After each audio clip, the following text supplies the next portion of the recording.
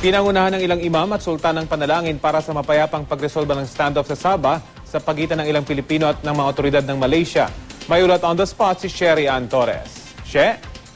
Yes, Rafi. Kasabay ng pagpatak ng huling 24 oras na palugit na ibinigay ng Malaysian government sa tropa ni Rahamuda Abimuddin Kiram na nasa Lahad Datu, Sabah pa rin, pinangunahan ni Sulu Sultan Jamalul Kiram III ang pananalangin ng mga imam para sa mga Pilipinong nasa Sabah.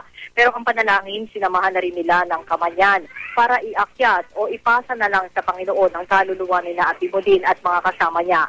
Kasama rin sa panalangin nila ang kalibaan ng isip ng mga namumuno sa Philippine at Malaysian government pagdating sa mga gagawin nitong desisyon pagdating sa Sabah claim ng mga Kiram. Sa katatapos lamang na panayam kay Sultan Jamalul, nanindigan pa rin siya para sa panawagan ng kanilang angkan ng kapayapaan. Gayunman, hindi raw talaga niya aalis sa Lahad Datu ang kanyang kapatid anuman na mangyari. Mahigpit daw ang utos ni Sultan Jamalul na wala magpapaputok sa grupo na Abimuddin. Sabi ni Sultan Bantilan Ismail Hiram, ang Foreign Minister ng Sultanato ng Sulu, patuloy pa rin sila naghihintay ng mensahe mula sa Malaysian government tungkol sa hinihingi nilang negosasyon para sa Sabah.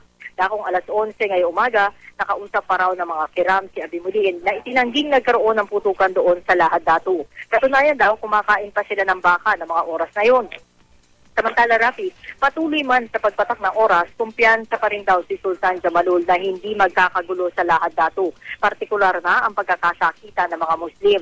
Samantala, kinumpirma ni Sultan Jamalul ang naging pakikipagpulong niya kahapon kay Vice President Jejomar Binay na niniguro raw ng kanyang suporta sa mga Kiram. Yan muna ang latest mula dito sa Maharlika Village sa Taguig City. Rafi?